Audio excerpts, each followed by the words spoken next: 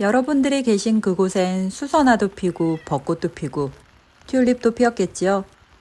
제가 사는 이 산골엔 아직 이렇다 할 꽃 소식이 없네요. 그래도 미선나무가 꽃을 제일 먼저 보여줬고 수선화가 이제 하나도 피기 시작했고요. 튤립은 아직도 더 기다려야 할 것 같습니다. 본격적인 봄꽃 소식이 있기 전에 오늘은 가드닝 외의 다른 이야기를 해볼게요. 시골에서 돈 버는 것에 대한 이야기입니다. 시골에서는 어떤 사람들이 돈을 벌까요? 대부분의 사람들이 정도의 차이는 있긴 하지만 돈을 벌고 있긴 하죠. 오늘 제가 이야기하는 것은 시골에서 보다 안정적으로, 보다 발전 가능성 있는 방향으로 돈을 벌고 있는 사람들의 특징에 대해서 이야기해 볼까 합니다. 대부분의 도시 사람들은 시골에 가면 뭐 먹고 살아? 시골 가면 망해라고 말합니다. 맞는 말이기도 합니다. 우리나라 전체 인구에서 시골을 선택한 극소수의 사람들 중에서 많은 사람들이 이런저런 이유로 시골을 떠났으니까요. 하지만 꾸준히 시골로의 유입 인구는 있습니다. 그런 사람들 중에서 일부는 남고 또 대부분은 떠나겠죠. 그래도 이렇게라도 조금씩 시골에 남아서 시골을 풍요롭게 채워나가는 사람들이 분명 늘어나고 있다고 생각합니다. 저는 운이 좋게도 시골에서 돈을 버는 사람들을 꽤 보았습니다. 도시에서 직장 생활을 하는 이상의 소득을 어느 정도 안정적으로 만들어내는 사람들이죠. 제가 본 시골에서 안정적으로 돈을 버는 사람의 유형은 대략 5가지 정도입니다. 일단은 귀농 귀촌이 아닌 원래 시골에서 농사를 지으며 사시는 분들 중에서 오랜 농사 경험과 노하우로 농업소득을 내는 분들을 보았습니다.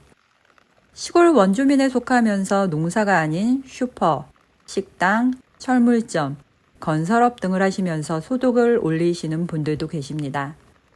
그리고 귀농하신 분들 중에서는 직거래 판로를 잘 뚫어서 안정적인 기반을 마련하신 분들을 보았고요. 가공사업을 잘 꾸려서 아주 높은 수익을 올리는 농가도 몇 보았습니다.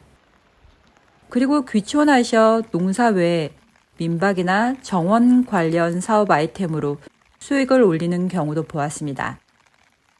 각 유형별로 특징을 하나하나 말하다 보면 너무 지루해질 것 같아서 이 5가지 유형의 공통점만 이야기해 보도록 하겠습니다.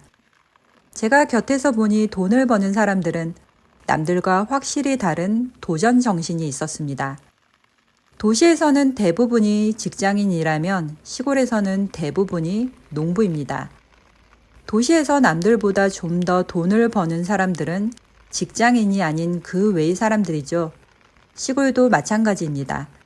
시골에서 돈을 버는 사람도 그냥 농사만 짓는 농부들이 아닌 그 외의 사람들과 극히 일부 농부들이었어요.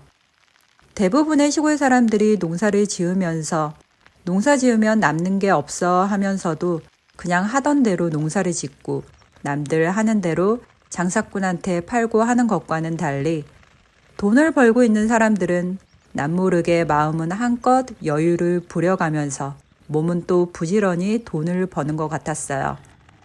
시골은 인구가 적으니 슈퍼나 치킨집, 중식점 등을 포함한 식당, 카페, 문화시설 등도 적지만 제대로 잘 운영하는 곳이라면 언제나 찾는 사람들이 넘쳐나는 것을 보았습니다. 도시는 모든 것이 과열 경쟁, 포화 상태이지만 시골은 뭐든 귀합니다. 기본만 잘 해도 도시보다 시간적으로 좀 여유 부려가면서 경영해 나갈 수 있는 것 같습니다.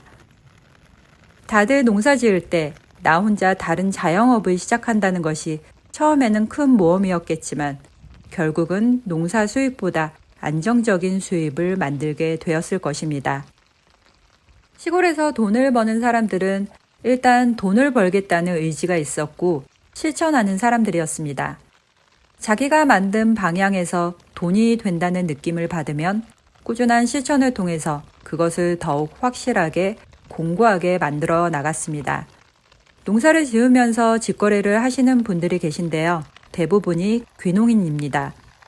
그분들을 보면 처음에는 정말 적은 양부터 팔기 시작했지만 1년, 2년, 5년, 10년 계속 꾸준히 몰두하시면서 농사를 사업으로 키워나가시더라고요.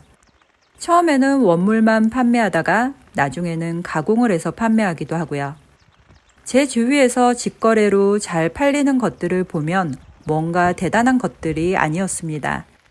아주 맛있는 쌀이나 잡곡, 과일류, 몸에 좋은 생강청이나 도라지청, 된장, 고추장, 간장 등의 장류 또는 콩이나 깨 가공품, 건강빵, 떡류 등이었는데요.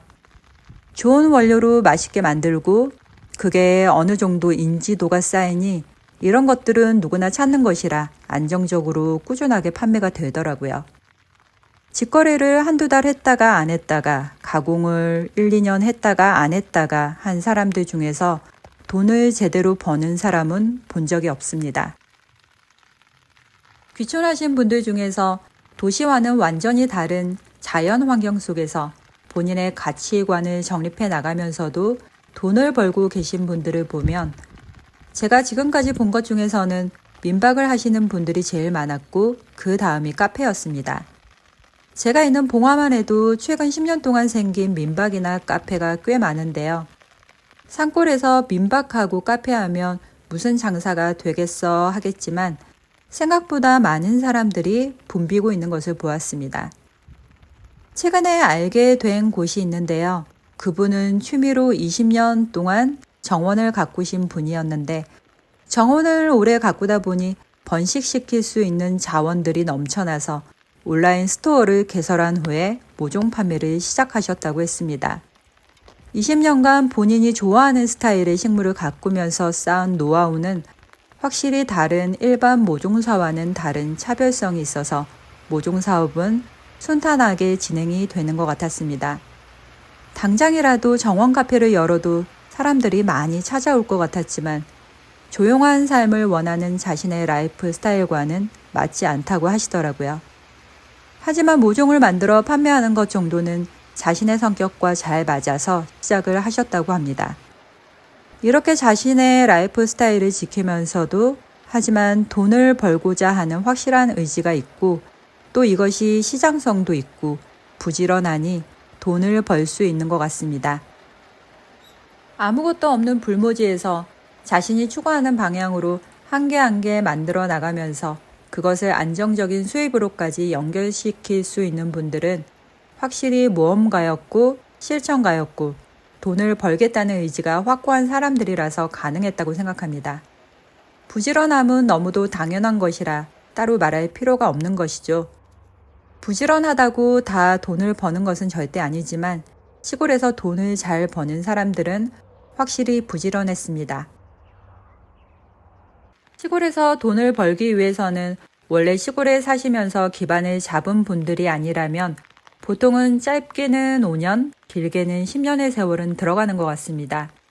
아주 준비를 잘 한 경우라도 3년의 세월은 들어가야 안정적인 단계로 접어들 수 있는 것 같고요. 자본은 넉넉하면 좋지만 자본이 넉넉하다고 해서 꼭 시골에서 돈을 벌 수 있는 것은 아닙니다. 도시에 비해서 어쩌면 자리 잡기까지 들어가는 시간은 길 수 있지만 한번 자리 잡으면 시골이라는 틈새 시장과 장점을 이용해서 꽤 안정적이고 발전 가능성이 있는 소득을 올릴 수 있다라고 생각합니다. 어쩌면 너무도 뻔한 이야기를 오늘 제가 또 늘어놓았는데요. 제가 점점 나이를 먹어가면 먹어갈수록 시골에 살면 살수록 느끼는 것이 바로 이런 뻔한 진리입니다. 모험하고 도전하고 실행하고 반복하고 한 발 한 발 차근차근 내딛는 사람만이 결국은 남들이 발견하지 못하는 길을 찾아낼 수 있다는 것입니다.